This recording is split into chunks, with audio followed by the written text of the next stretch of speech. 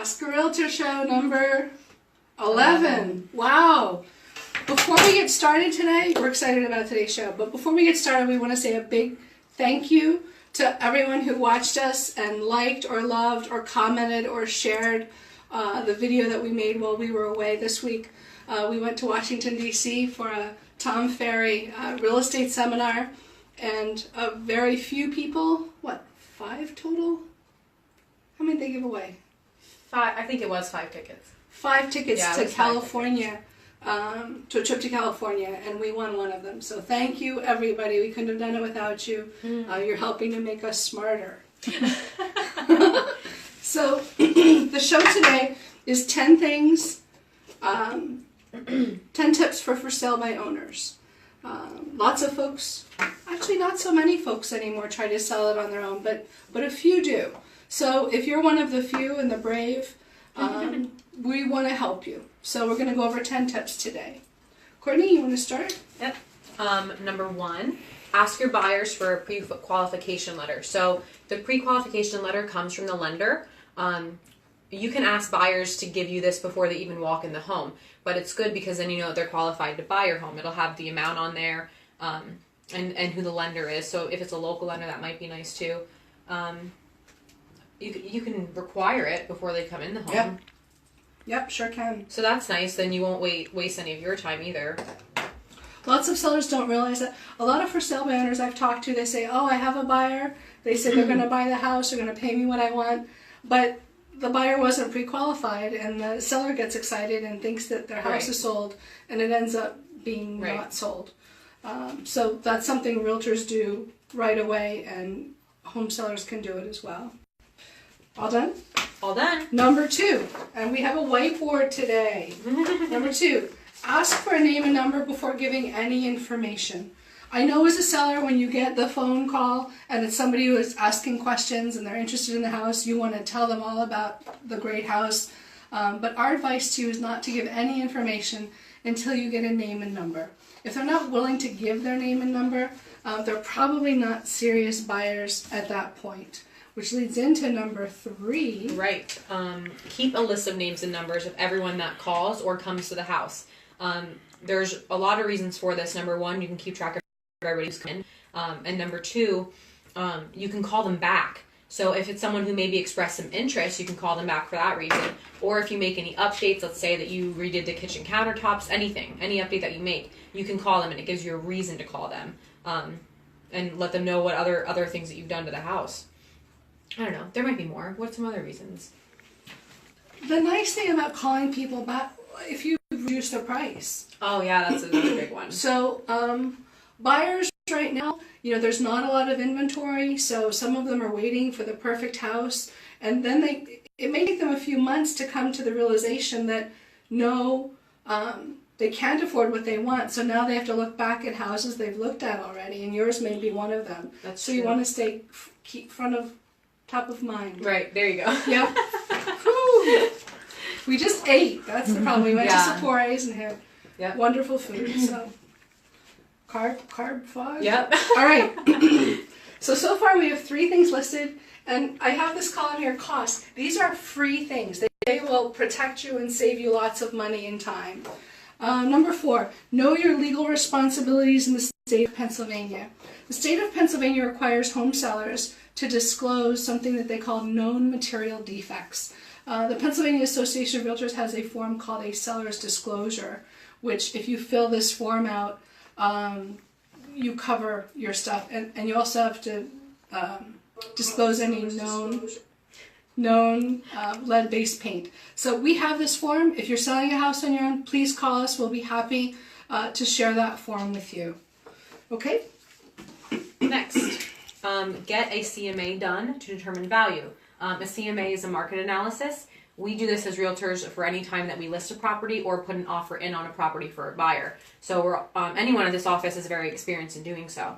So how you do this, now I don't know if you could really do this yourself, but you could ask any one of our realtors to do it for you. We take the homes that have sold around yours in the last 12 months and we adjust for the value. So we make apples and oranges all oranges, and we adjust for things like bedrooms, bathrooms, square footage. Why are you so smiley? See, I lost my track now. I'm sorry, I wanted to. So anyway, yeah, we just make all the houses like yours, and it gives us a really good idea of what your value might be, and that'll really help you. Yeah. Because pricing your house wrong is something that will take a lot of time to get in the right track, but I think yours goes into that next. And it'll cost you money. And there's no way, first of all, there's no way for a home seller to know the value of their home. You're not a professional. Zillow, those estimates are often incorrect. So the only two ways for you to truly learn is to either pay an appraiser or a realtor who knows what they're doing. That's us. To do a market analysis. So number 6. Oh, I don't have number 5. See, I'm that was slacking. the CMA. We're That was starting to get a off. CMA. Good enough. Number 6. When potential buyers tour the house, ask them 3 things they like and 3 things they don't like. You definitely want feedback. And usually they should be happy to tell you it. They may be hesitant to tell you negative feedback, so you might want to do it with a piece of paper that they could write it down and drop it off or something. Mm-hmm. But feedback is good. You want to hear back. Oh, I'm going to throw something else in here. When you're showing the house, don't try too hard to sell it. Yeah. If you talk about how much you love the house, they may think that you're not going to be negotiable. If you say things like, just trying to, I don't know, we should see, we didn't have that written down. We'll do that another show. Get feedback, ask them 3 things they like, 3 things they don't. And take the feedback and don't be offended by it, but constructive feedback. Some things you can't change. If they don't like the size of the kitchen, you're not going to be able to change that. But if you hear again and again that they didn't like maybe if they smell a cat or something like an odor like that, or smoking cigarettes, good. Take that into good consideration. Awesome. Good advice. Good example. Good advice. Next, visit our website. Now you can visit our website for many things, but one of them is that you can find the contracts on there, or examples of contracts. Our website is cometothecastle.com. So this will be helpful for a sale by owner because you're not using the agent. So who's going to explain the contracts to you? So if you go on there, what is it under the contracts on the tab? We should have known this. Probably for sellers. Yeah, it is. It's for sellers. There's a for seller tab on the left side. And again, there's samples of contracts there so you can see, but you've got a couple options with a realtor. Even if you don't want to hire a realtor, I didn't mean to interrupt. No. Even if you don't want to hire a realtor to list the house, you can hire a realtor just to do the paperwork and to just help with that part. That might be the smartest thing that you can do. If you're going to do this. Right. The smartest thing would be to hire a realtor. But the next smartest thing is at least hire us to do the contracts. That's funny. That's a liability. Yeah, I mean, it's a lot of liability. And we do this all the time. If you're selling the house on your own, thinking, if everything goes smoothly and there's no problems and no issues, you're okay. But truly, that's not the norm. No, that's not. There's usually hiccups, either in the inspections or the appraisal. Right. We do this all the time. This is what we do. And, we have a team, we have people around us that we can refer you to. Again, if you're selling on your own, please call us. We'll gladly help you. Don't be afraid to call and say, what should I do next? We're here to help, and we'll definitely help you try to sell it on your own. Yeah. I guess that should have been the ending. We're not at the ending yet. We have more things. Did you do number 7? Yeah. You have to help me. I'm slacking. Okay. Okay, number 8. I have learned the 3 levels of buyer activity to see if you're in the correct price range. We often teach our sellers that there's 3 levels of activity.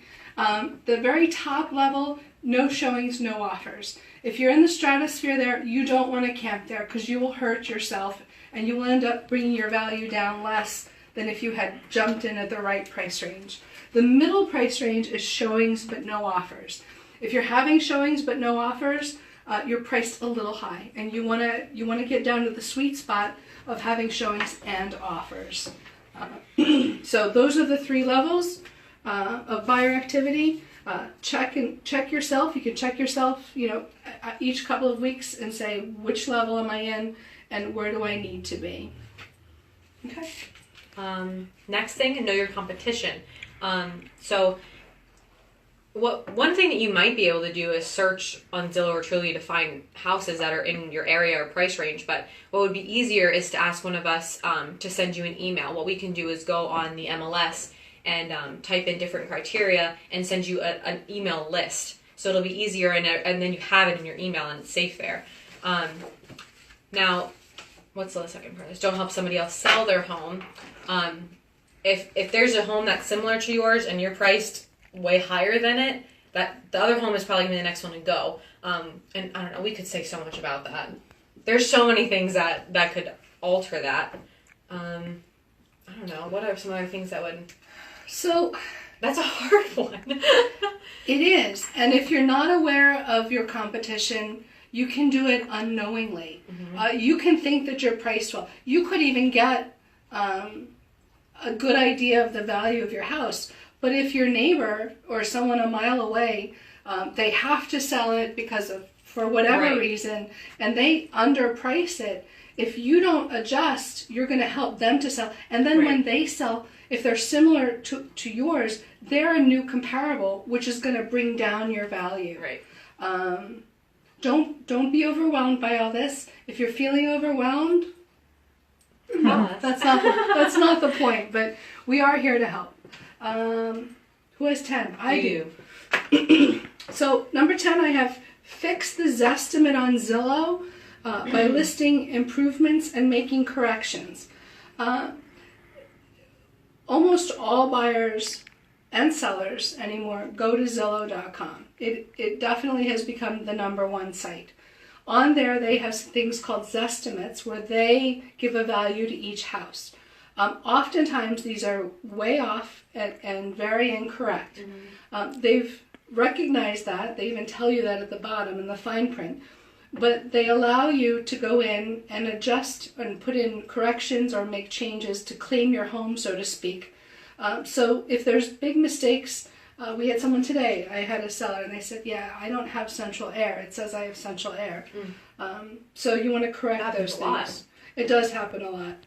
And we can help you with that too. So I have fixed Zestimate. As you can see, almost everything on this list is free. Yes. And you can call us and ask us about any of these things for help. And they will save you lots of money and time, and headaches and trouble. So, do we have time for the bonus? What time? Is it 5:13? It's okay. Maybe we should do a separate listing for sale by owners on Zillow show. Let's make that a separate one. Okay. Okay, this is all you get this time. If you are for sale by owner and you either are on Zillow or thinking of putting your house on Zillow yourself, call us. Let us help you to do that, because lots of sellers do it wrong. Lots of sellers become what we call realtor bait. There's a whole show on that. We're going to do that another day. All right, thank you. Did we cover everything? Is that it? I think that's it. Blue. Okay, thank you.